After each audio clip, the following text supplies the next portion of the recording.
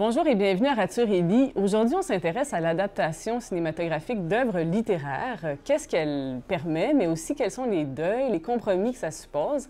Et on en discute avec trois auteurs qui ont adapté leurs livres à l'écran, India Desjardins, Patrick Sénécal et Sophie Bienvenue.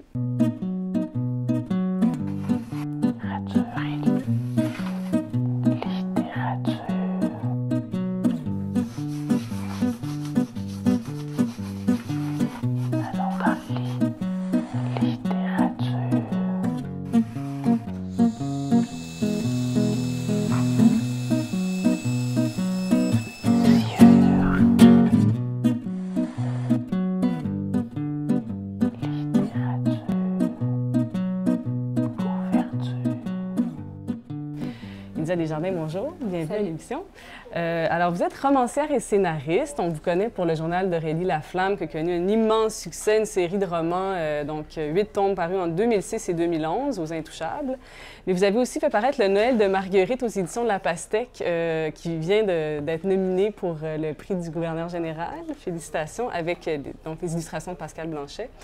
Et vous avez aussi amorcé une nouvelle série, donc récemment, La Célibataire. Le deuxième tome, La Survivante, en fait, vient de paraître, donc aux éditions de l'Homme. Mais vous êtes aussi donc conseillère à la scénarisation, entre autres pour Ces gars-là à VTL, et vous avez adapté au cinéma les 2 premiers tomes d'Aurélie Laflamme. Le premier est paru en 2010 et le deuxième, Les pieds sur terre, est présentement en tournage, sortie prévue en 2015. Oui, donc on va pouvoir en discuter plus longuement. Patrick Sénécal, bonjour. Bonjour. Bienvenue à l'émission. Merci. Alors vous, romancier, scénariste, on vous surnomme le maître de l'horreur et du suspense québécois.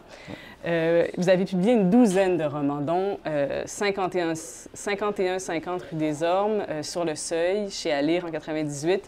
Le dernier en date, donc dans la série Malface, Grande liquidation, qui vient de paraître chez À lire. Et vous signez aussi un des textes dans le collectif de Stéphane Dompierre, Nu, à paraître en octobre chez Québec Amérique. Et vous avez adapté donc 3 de vos romans au cinéma, Sur le seuil, 51-50 rue des Ormes et Les 7 jours du Talion. Voilà. Vous avez aussi scénarisé et réalisé une série, La Reine Rouge, avec Olivier Sabion et Pods. Oui, série web, c'est ça. Série web. Ouais. Et vous avez donc étudié en cinéma et en littérature. Alors, première question, pourquoi est-ce que vous avez commencé par écrire des romans? Est-ce que c'était évident pour vous? Vous avez jonglé avec l'idée de commencer par le cinéma? Ben moi, j'ai fait un diplôme en littérature d'abord, puis après ça, j'ai essayé en cinéma, mais j'ai jamais fini. J'ai commencé une maîtrise en cinéma, mais j'ai arrêté parce que je me suis trouvé du travail comme enseignant au cégep, donc j'ai lâché les études. C'est un bon exemple à suivre. Hein? Et, moi, je viens de Drummondville. Je suis vieux, hein? J'ai 46 ans. Et quand on était kid à Drummondville, des caméras, ça se trouvait pas n'importe où. C'était pas évident. Moi, j'ai vu l'avènement du VHS arriver. On était tous énervés. Ouais. Donc, trouver une caméra pour faire des films dans le cours, comme tous les kids font maintenant, qui peuvent faire du montage à la maison eux autres mêmes, c'était pas possible. Donc, pour moi, raconter une histoire, le moyen le plus évident, le plus simple, c'était même pas de réflexion, devrais-je faire du film ou de la littérature? C'était inabordable, le cinéma. Ouais. Donc, ça allait de soi qu'il fallait que j'écrive des romans. C'est carrément pratico-pratique. Oui, mais est-ce que vous aviez déjà comme plan de faire un jour des films de vos livres? Comme... Non, j'ai jamais eu de plan, moi, en fait. Okay. Moi, j'ai toujours travaillé sous l'impulsion du moment. J'écrivais des livres quand j'avais 11-12 ans parce que j'aimais raconter des histoires. Je pensais même pas à ce moment-là de publier un jour. C'est un de mes chums, à un moment donné, j'étais rendu à 17-18 ans, puis il m'a dit... Tu pourrais essayer de publier à un moment donné, puis là, bon, là, quand tu te fais dire ça à 17 ans, le risque, c'est que tu deviens la grosse tête, puis tu comme les nerfs, là. Mais là, je me dis, ah oui, pourquoi pas? Mais avant ça, non, c'était vraiment juste le plaisir de raconter des histoires. Puis le cinéma, j'y ai pensé tranquillement. En fait, quand j'ai publié, à partir de mon deuxième roman, j'ai commencé à me dire, ça pourrait être drôle que ça soit adapté à un moment donné en film. Mais au Québec, dans ce temps-là, des trailers horrifiques, tout ça, il n'y en avait pas. Non, fait que c'était un peu... C'était un peu dans le rêve encore. Puis c'est quand on m'a appelé pour une adaptation que là, pour la première fois, j'ai vraiment réalisé que ça se pouvait, là. C'était possible. Ouais. Puis là, quand vous avez scénarisé, donc les livres que vous aviez déjà écrits, est-ce que vous avez rectifié des choses? Est-ce que vous avez apporté des modifications? Oui, puis beaucoup. Dans quel sens? Bien, en fait, Éric Tessier, le premier film que j'ai fait, c'est avec Éric Tessier, le réalisateur, c'est lui qui m'a appelé, puis qui a dit on pourrait travailler ensemble. Puis il m'a dit je veux qu'on l'écrive ensemble. Le premier, je l'ai écrit avec lui, pas tout seul. Puis j'étais content parce que moi, je voulais participer. Oui. Mais en même temps, je savais que j'avais pas l'expérience du scénario. Fait qu'on l'a fait ensemble. Il m'a dit, fais une première version, puis on s'ajustera. Et moi, dans ma grande naïveté, je me suis dit, ben ça va être facile. Le roman existe déjà. Fait que tu prends le roman, tu tu transposes ça en scène et voilà. Et donc, mon premier scénario faisait 220 pages, je pense. Alors, Éric a fait une crise cardiaque. C'est beaucoup trop long pour un scénario. C'est parce qu'en moyenne, on dit qu'une page, c'est à peu près une minute de scénario. Okay, parce que c'est vraiment moins. Ça peut changer, là. Ben oui, c'est ça. Oui. Mais là, Éric, si c'est pas possible, peut-être qu'on peut pas faire ça, c'est trop long. Donc, il va falloir que tu acceptes de couper des choses. Il va falloir que tu acceptes aussi de.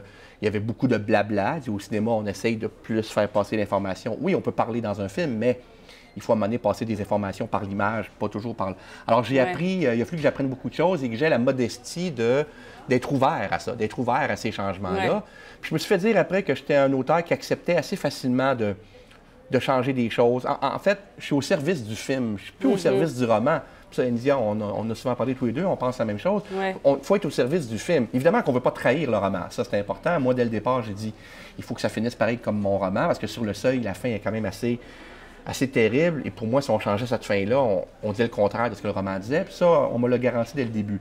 Mais à un moment donné, quand tu acceptes de faire un scénario, faut que tu penses au meilleur film que tu peux faire et non pas est-ce qu'on a respecté chaque page de mon roman. Et ça, ça implique des changements, c'est sûr. Oui, c'est évident. Ouais. Puis là, maintenant, quand vous regardez vos films, il y en a 3, là, sont peut-être différents à vos yeux, mais est-ce que vous avez l'impression que c'est l'œuvre d'un autre, du réalisateur? C'est toujours l'œuvre du réalisateur, c'est sûr, mais moi, j'ai travaillé avec 2 réalisateurs, parce qu'il y en a 2 films qui ont été faits par le même, Éric Tessier, puis Pods en a fait un.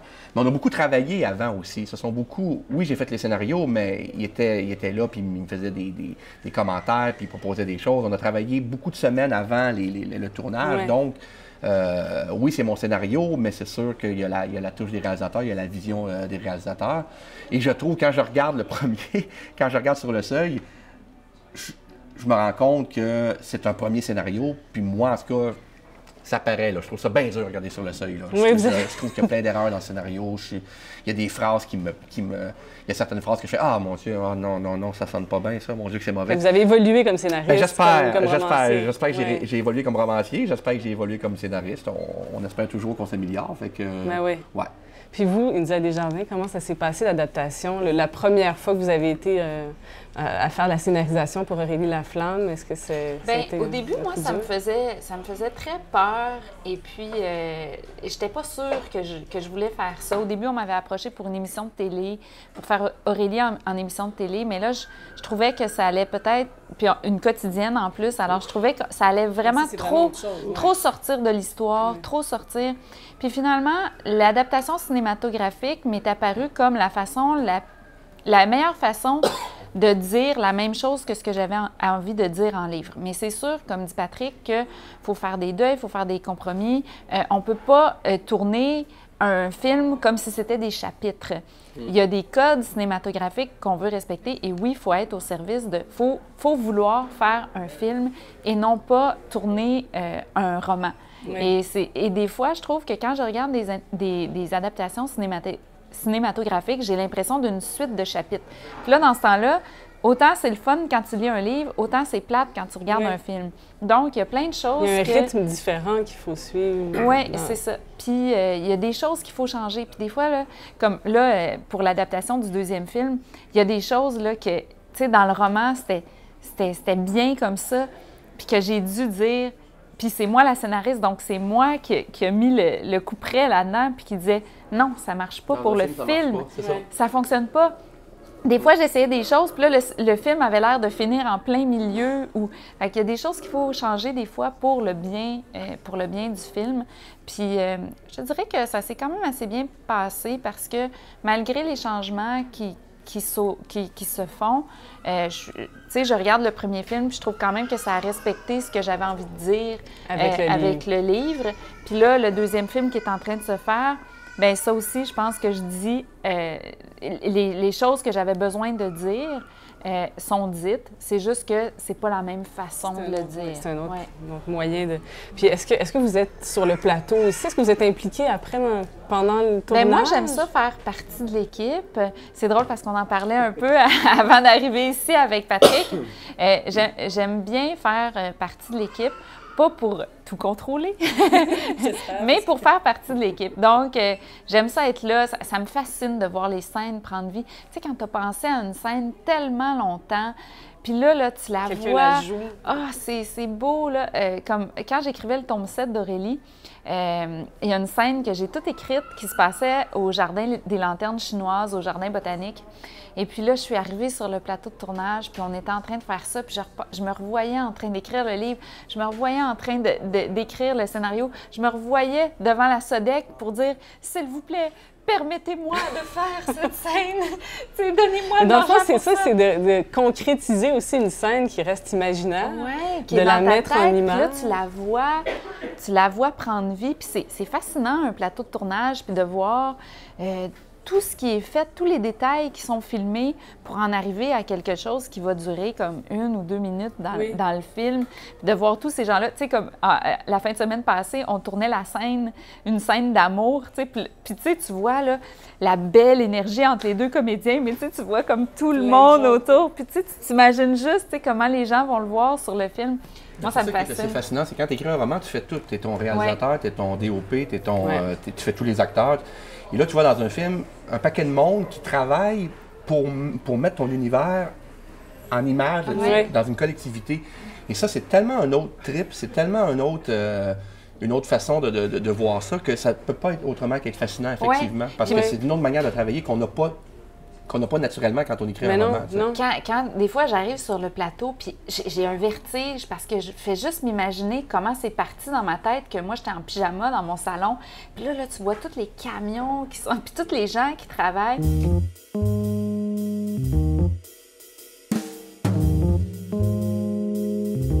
Patrick, vous allez sur les plateaux de tournage aussi, c'est un plaisir? Oui, j'y allais. C'est drôle parce que Pods, au début, il voulait pas que j'y aille. Il a dit, on est en réunion, moi, la productrice, Pods, on se connaissait pas encore, là, maintenant, il n'y a plus de problème, mais on se connaissait pas beaucoup. Il dit, dis-moi, les scénaristes, c'est plateau, je suis pas sûr. Il dit, des fois, ils veulent venir contrôler, ils veulent venir, là, je me sens surveillé. Puis là, Nicole, la productrice qui avait travaillé avec moi sur le seuil, elle a dit à Pods, fais-toi-en pas, Patrick, c'est pas ça qu'il va faire. Là. Fait qu'au début, Pods dit, OK, je vais t'essayer. Fait que là, j'y allais pas tout le temps, mais j'y allais assez souvent.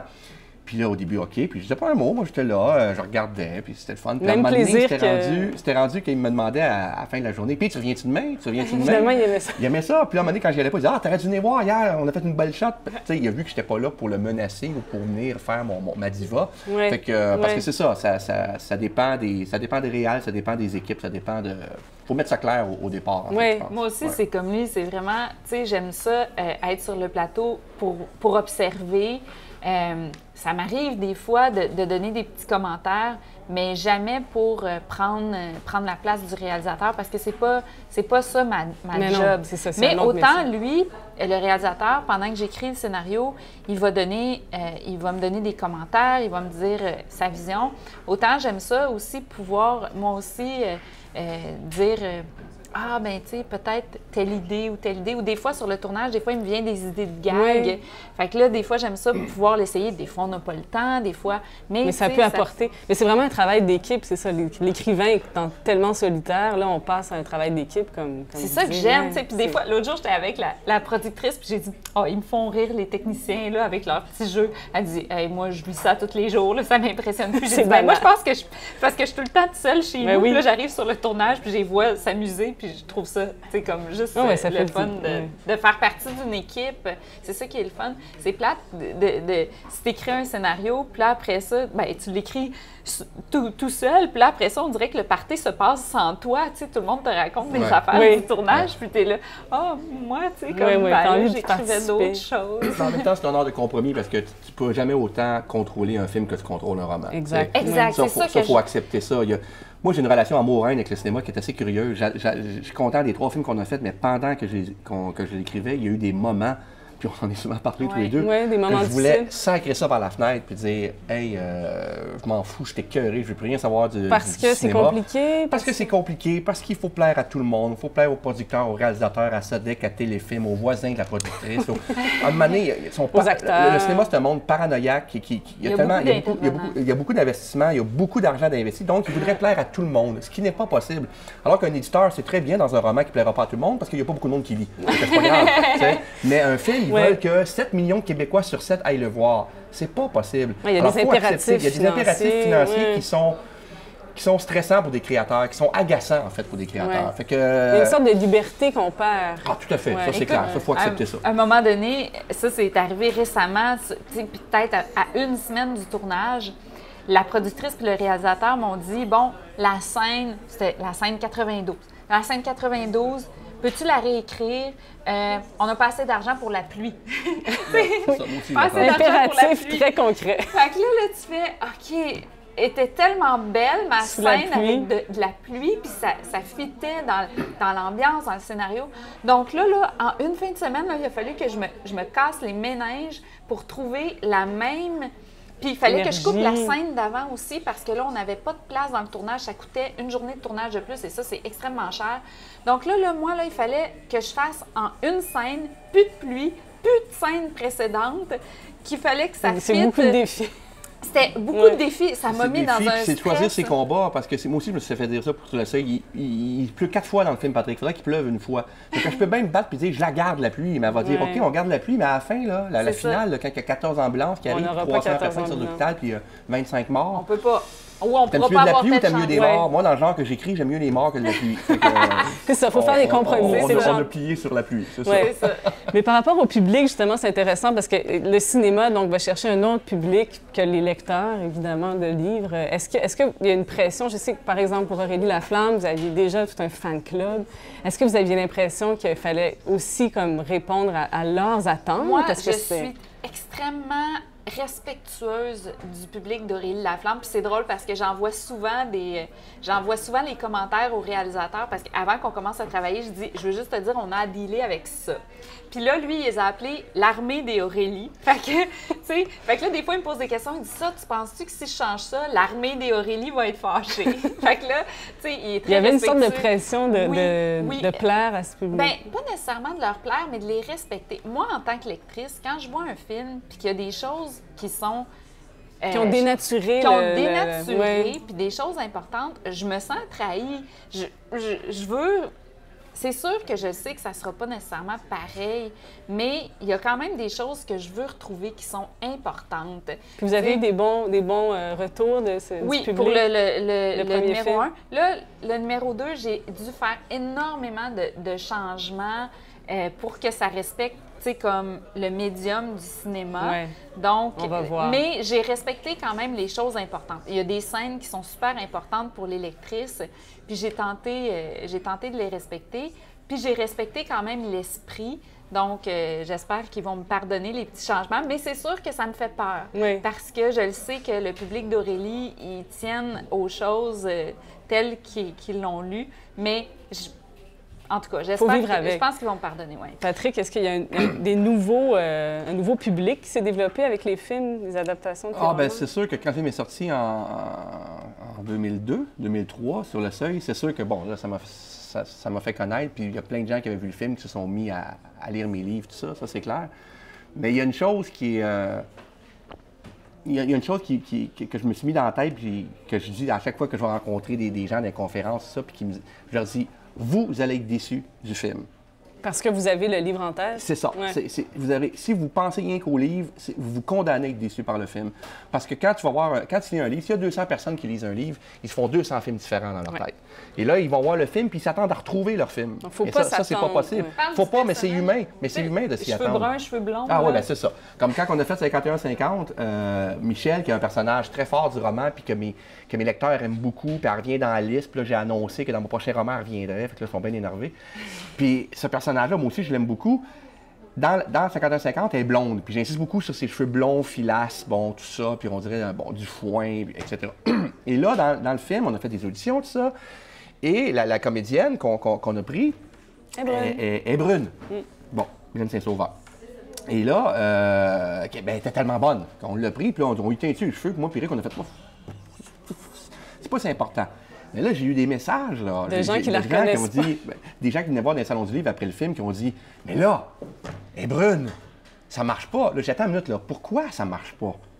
Mais moi, C'est dans leur j'imaginais tête, blonde. Ouais, mais là, ils ont- c'est le film. Puis moi, j'ai toute idée avec des lecteurs plus jeunes, il faut peut-être que tu fasses un peu plus attention.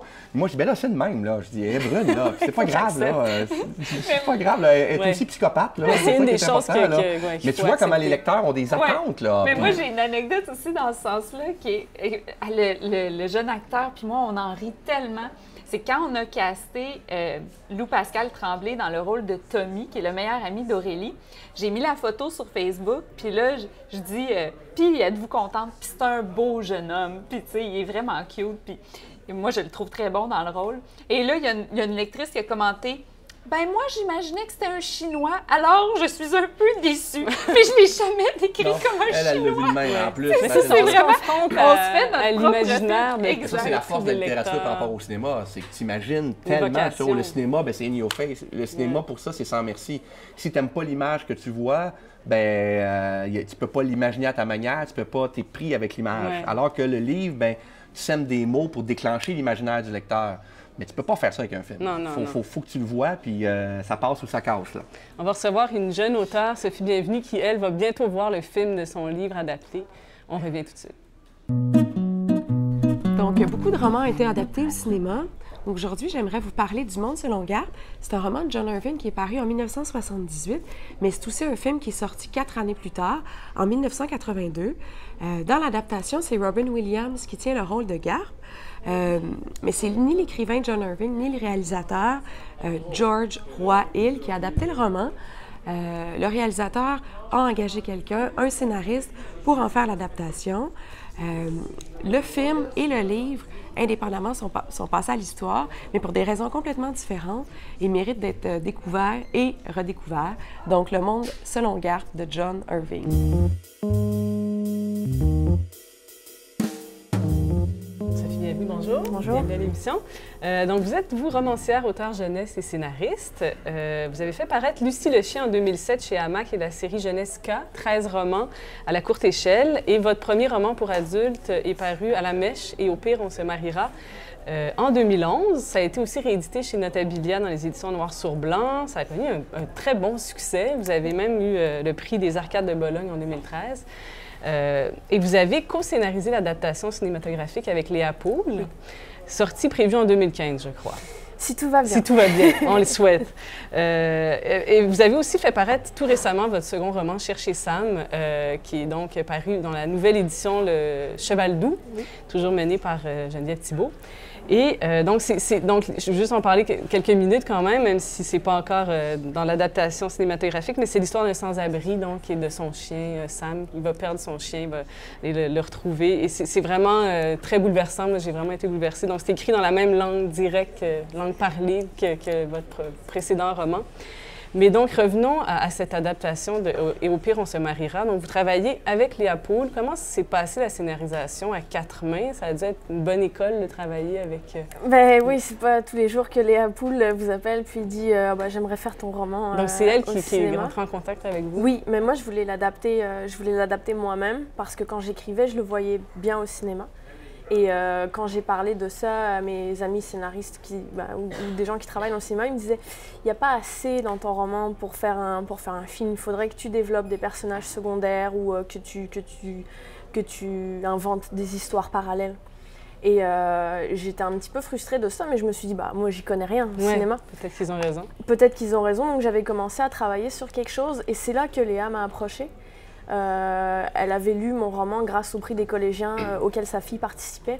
Et elle me dit, j'aimerais ça qu'on se rencontre. Et elle me dit, à notre première rencontre, oui, il y a assez de matériel pour faire un film dans ton livre et je veux le faire comme ça. C'est ça, c'est une bonne nouvelle pour l'auteur. Exactement, parce que j'étais prête à le faire différemment, mais que quelqu'un comme Léa Poul me dise, oui, c'est possible. Alors là, à ce moment-là, c'est sûr que j'ai embarqué là-dedans, puis j'ai appris énormément, comme vous dites. Puis est-ce qu'il y a des choses que vous avez dû changer, des deuils, des compromis, comme disait Patrick et India? Oui, mais très peu. C'est aussi l'avantage de faire un film avec Léa, c'est aussi que tout dépend du budget aussi du film. Là, on a choisi de faire un film à plus petit budget pour faire moins de compromis. OK. Et aussi... Léa sait ce qu'elle veut en termes d'écriture et de réalisation. Donc, j'ai eu cette chance-là. C'est une histoire quand même assez simple, donc d'une jeune fille de 13 ans qui a une relation avec un homme qui a le double de son âge. Donc, on est dans un truc très intime. C'est pas des grands déploiements, c'est ça. Exactement. Puis, ce qui implique aussi que les attentes peut-être sont un petit peu moins grosses en termes d'entrée. Oui, mais ça doit quand même être particulier parce que c'est un roman quand même assez dérangeant parce qu'il y a une histoire d'une jeune fille avec un homme plus âgé. Est-ce que vous avez l'impression qu'au cinéma, ça va être difficile justement de tourner peut-être ces scènes-là? Puis il y a des scènes aussi qui se passent dans l'enfance. Oui, c'est ça. Au niveau de la comédienne, tout va être basé sur elle. Le film va être basé sur la comédienne, donc c'est sûr qu'il va falloir qu'elle tienne le film. Oui, Dans le livre, donc elle a 13 ans, on envisage évidemment le fait de trouver une jeune fille plus âgée qui va paraître 13 ans. Oui, c'est toujours plus facile de jouer émotivement. Exactement. C'est très difficile, tu sais, comme... nous, avec Aurélie, on a eu de la difficulté à trouver, puis justement, comme tu dis, de trouver la jeune qui va porter le film sur ses épaules. C'est quand même très exigeant, le tournage. Il y a certaines émotions, nuances d'émotions. Nous, on s'est rendu compte que dans les auditions, on trouvait la comédienne touchante, on trouvait la comédienne drôle, on trouvait la comédienne baveuse, mais on ne trouvait pas les trois ensemble. Donc, c'est difficile. Puis comme tu dis, elle va avoir beaucoup de journées de tournage. Elle est dans toutes les scènes. Donc, il faut que ce soit quelqu'un qui soit c'est un premier rôle, là, c'est ça. Quelque chose d'intéressant, tantôt tu disais, il y a beaucoup d'amis scénaristes qui ont lu mon livre, ils ont dit, il n'y a pas assez pour faire un film là-dedans. Puis ça me rappelle que tout le monde a une théorie en cinéma. Tout le monde a des théories. Et ça, à un moment donné, il faut faire, ça va faire. Là. Comme tout le monde pense savoir. Tout le monde, un film, ça marche de même. Tu peux pas faire ça dans un film. Tu peux pas faire. Puis tu te rends compte qu'il y a toujours des films qui sont baveux, qui font. On s'en fout de ça, puis on fait ce qu'on a à faire. En littérature, il n'y en a pas de règles. Mais en cinéma, et moi je pense parce que c'est un art qui est encore jeune, le cinéma. Le cinéma a 110 ans, 115 ans, bon, c'est encore jeune. Et en littérature, à travers les siècles, il y a toujours eu des théories comme ça. Il faut faire un livre comme ça. Puis il y a toujours une génération qui venait dire non, je pense que le cinéma n'est pas rendu là. Je pense qu'on s'y rend tranquillement. Mais moi, au début, j'écoutais toutes les règles qu'on me disait, faut pas que ça parle trop. Puis après, tu te rends compte que mais non, il y en a des films que c'est rien que du blanc. Oui, il y a plein de films expérimentaux. Le silence des agneaux, par exemple, qui est un trailer. Là-dedans, il y a tout ce qu'on ne devrait pas faire dans un trailer au cinéma. C'est-à-dire une policière et un psychopathe qui sont séparés par une vitre puis qui jasent, puis qui parlent. C'est ça, le silence des agneaux. Et les meilleures scènes de ce film-là, c'est ces scènes-là. C'est quand ils sont à chaque bord de la vitre puis qui jasent. Bon, il y a d'autres choses. Mais c'est la psychologie moitié du film, c'est ça. Fait qu'à un moment donné, les règles, là, moi, je commence à me méfier de ça. Puis tu vois, Léa Pou te dit, ben non, on peut faire un film avec ça, pourquoi pas? C'est ça, c'est surtout ça que j'ai appris avec Léa, c'est que j'avais pas les épaules et son expérience non plus pour dire comme, moi, je veux ça, j'y connais rien en cinéma, j'ai pas étudié là-dedans, donc j'aurais pas pu arriver en disant comme, non, ça, là, ça reste là. C'est point final. Elle, évidemment, quand elle veut quelque chose, c'est sûr qu'elle fait des compromis, là, comme tout le monde. Mais c'était une grande chance de travailler avec elle pour apprendre aussi ça, qu'est-ce qui se fait, qu'est-ce qui se fait pas. Et j'en suis arrivée à la même conclusion que Patrick, c'est que tout se fait si on le fait bien. Il y a des choses de base, évidemment, comme en littérature aussi, là, de base, mais de là à faire des dogmes, si ça parle plus que 5 minutes dans un film, le monde va s'ennuyer. Non, c'est sûr que s'il y a une narration... À un moment donné, il faut en prendre, il faut en laisser. Oui. Mais parmi les choses dont il faut faire le deuil quand on fait un film, c'est par exemple une narration, le monologue intérieur, quand un personnage... Bon, là, il faut trouver des solutions. Ça, c'est le gros bon sens, c'est ça. Qu'est-ce qu'on fait avec ça? Effectivement. Puis un des trucs, c'est la voix off, mais la voix off, ça peut être dangereux. Ça peut être très lourd s'il y a trop de... Ça peut être très lourd, ça peut être très agaçant. Puis il faut transposer. C'est dur. Vous, Sophie, bienvenue dans le scénario. Est-ce qu'il y a des grands changements que vous avez apportés? Est-ce que vous êtes allé plus loin dans les dialogues? Parce que c'est une sorte de monologue intérieur, c'est un défi. Oui, en fait, dans le roman, la petite fille, la jeune fille, parle à une travailleuse sociale qu'on ne voit jamais. Donc, c'est un monologue, en fait. D'ailleurs, le roman a été adapté au théâtre. Et c'est un monologue au théâtre. Début à la fin. Et dans le film, on ne voulait pas faire ça, mais on voulait intégrer quand même des morceaux de monologue quand même, quelques voix off, des moments où Aïcha, donc l'héroïne, parle à la travailleuse sociale, mais qu'on ne voit pas. et des moments de vrais films, c'est-à-dire avec les dialogues. Oui, c'est un défi quand même. Oui, ça a été un défi. Puis, comme vous disiez tantôt, on peut pas... Au cinéma, on s'est bien rendu compte que, ah oui, mais cette voix off-là, je l'aime bien. Ouais, mais c'est parce que là, ça fait 6 voix off. Il faut qu'on en coupe à un moment. Et puis ça, on le dit, comme disait Patrick tout à l'heure, ça, je viens de le dire par l'image. Alors, est-ce que c'est nécessaire de le répéter? Non.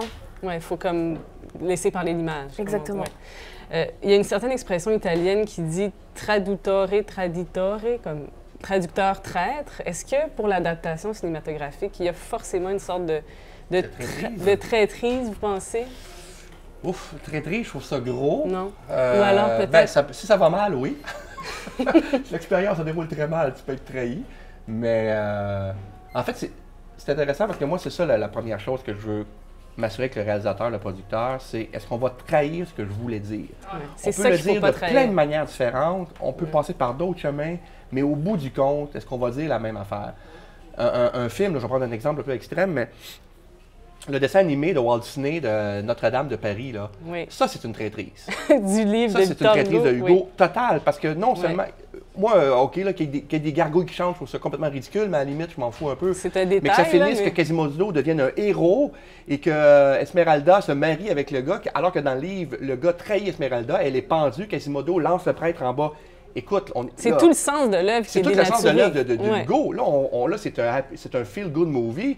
Je m'excuse, mais là, on trahit. Là, on ne peut pas faire un film pour enfants comme ça, alors faites-le pas. Ben non. Faites autre chose. La petite sirène, en fait, oui, je pense. Dans la vraie histoire de Hans Christian Andersen, la petite sirène ne réussit pas et elle meurt et elle se sacrifie même pour laisser le prince vivre l'amour avec la fille. On est loin de ça. Qui imaginait. Oui, c'est ça. Et là, elle finit avec le prince, finalement. Ça, je pense que c'est des cas de traîtrise. Là, oui, mais c'est ça. Mais par contre, il y a des grands films qui sont des adaptations de livres. Bon, on pense à Shining de Kubrick, qui est une adaptation de Stephen King, mais il y en a plein. Que Stephen King n'a pas aimé, d'ailleurs. Ah non, Stephen King pas du tout. Okay. Il a tellement pas aimé ça qu'il a refait lui-même une version pour la télévision, qu'il a réalisé lui-même, et c'est très mauvais. Mais il n'a pas fait confiance à phrase. Moi, Patrick, à un moment donné, des fois, je vivais des moments difficiles parce que sur le film, à un moment donné, tu repenses à ce que tu as écrit, puis il y a des choses qui changent. Puis c'est sûr qu'il y a des deuils à faire à ce moment-là. Puis Patrick, il m'avait dit une phrase de Stephen King, justement, qui disait « Le livre existe ». C'est Stephen King qui a dit ça? Je pense que oui. Ah, je me rappelle plus. En tout cas. Oui, c'était ça. Le livre existe. Oublie pas que le livre existe. Donc, ça va pas Et puis là, à chaque fois que j'ai des deuils à vivre, je me dis ça, le livre existe. Puis l'important, même si c'est dit différemment, c'est justement que ce que je voulais dire avec le livre, bien, ça le dit en film. Puis c'est ça, je pense que c'est ça qui est le plus dur à un moment donné. Quand tu écris un livre parce que tu as envie de dire quelque chose, c'est ça que tu veux pas perdre. Oui. Parce que c'est une intention, c'est pas juste « Ah, j'ai écrit un livre pour Après, écrire un livre. Tu diras ça pendant le tournage. Oui. Le livre existe. Comme un mantra. Oui. Le livre existe, les gens peuvent s'y référer en cas de besoin. Je l'ai vécu avec la pièce de théâtre. Je pense qu'aussi c'est important de... Je l'ai vécu différemment dans le fond parce que la pièce de théâtre, j'ai pas du tout travaillé dessus, alors que le scénario, oui. Et je disais à Nicolas Gendron, le metteur en scène de la pièce, c'est ta pièce. C'est mon texte, mais c'est ta pièce. Ouais. Et il était super stressé. Est-ce que je vais l'aimer? Est-ce qu'il va trahir mon texte et tout? Et je lui disais, fais-en ce que tu veux, je te l'ai donné.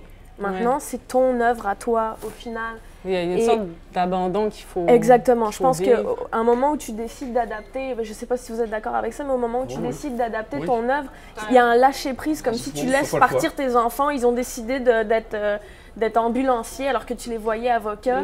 Ben là, c'est ça. Mais t'as raison, ton metteur en scène était nerveux. Puis moi, je me rappelle avec Paz, la 2e ou 3e journée, on était juste tous les deux à la fin dans la roulotte, puis on jasait pour prendre une bière. Puis il me dit, je suis vraiment nerveux. Je dis, comment ça? Ben, il dit, ton livre existe, Patrick. Il y a un livre, là. J'adapte un livre que tes fans ont bien aimé, là, tout ça. Fait que je me sens de responsabilité de ne pas décevoir l'auteur, tu sais. Ça m'avait bien touché, ça. Je me dis, si le réalisateur, comme toi, si on s'entête, je me dis, ben, quelque part, ils vont pas faire n'importe quoi, là. Ils veulent quand même, ils savent qu'ils partent d'un texte qui existait déjà, donc il y a un respect. Là, je sentais un respect du réalisateur pour ce que j'avais fait, puis moi, je respecte ce que lui fait. Fait que ça donne des assises pas pires. Mais je pense que c'est important, comme tu disais tout à l'heure, que tu lis, 100 personnes vont lire le même livre, tu vas avoir 100 livres différents. Mais quand tu as un respect à la base de la personne qui veut adapter ton œuvre, quand tu sais qu'il y a du respect et qu'il aime l'œuvre et les personnages, c'est beaucoup plus facile de lâcher prise et de le laisser accomplir sa vision finalement. Ben oui, forcément. Puis est-ce que d'écrire la scénarisation, ça vous a changé comme votre écriture, comme romancier? Je sais que Sophie Bienvenue, Cherchez Sam, vous avez déjà peut-être un film en tête aussi. Est-ce que vous aviez déjà fait la scénarisation du livre? Ben, j'ai commencé à réfléchir au scénario justement pour l'adapter aussi parce que on m'a déjà dit que mon écriture, elle était cinématographique à la base. Mais c'est vrai parce que c'est une langue très orale, on l'entend parler. Alors peut-être que ça... Mais moi, je voudrais réagir à ça parce que toi, tu t'es fait dire ça, moi, je me suis fait dire ça. Puis une fois que tu adaptes, tu te rends compte que c'est pas cinématographique. Non. Qu'est-ce qu'on veut dire par là? Faudrait peut-être définir. C'est parce que je pense que c'est propre aux écrivains de... Bon, moi, je suis plus vieux que vous autres, là, mais je suis un jeune vieux, mettons. Mais tous les écrivains qu'on connaît, là, on est d'une génération on a été beaucoup influencés par le cinéma et tout ça. Et je pense qu'on a effectivement une écriture plus cinématographique que les romanciers du début du siècle ou du 19e siècle. Bon, alors ça, je pense que ça va de soi un peu. Mais effectivement, une fois qu'on fait le travail d'adaptation, on se rend compte que le cinéma, c'est vraiment un langage à part. Vraiment, vraiment, vraiment. Là. Puis moi, quand j'écris des romans maintenant, je veux pas penser film parce que je veux me laisser la liberté que j'ai justement en temps. Parce qu'il y a une liberté dans l'écriture d'un roman qu'on n'aura jamais quand on écrit un film. Puis moi, il y a des affaires tellement effrayantes puis extrêmes qui se passent dans mes romans que je sais qu'on ne pourra pas mettre ça dans des films, que je ne veux pas m'empêcher de faire ça en pensant ça sera peut-être un film un jour. Fait que moi, je veux me garder cette liberté-là totale. Fait que j'essaie de pas y penser. Mais merci beaucoup, c'était vraiment intéressant. Je rappelle, India Desjardins, La célibataire survivante, est parue aux éditions de l'Homme. Sophie Bienvenue, Cherchez Sam, chez où éditeur? Cheval-Doux. Cheval-Doux. Pardon, éditeur. Et Patrice Sénécal Malphas, donc, qu'on peut lire chez À lire. Voilà, c'est tout pour nous cette semaine. Je remercie la librairie Monet de nous accueillir dans ses locaux. Je vous souhaite bonne lecture et à bientôt.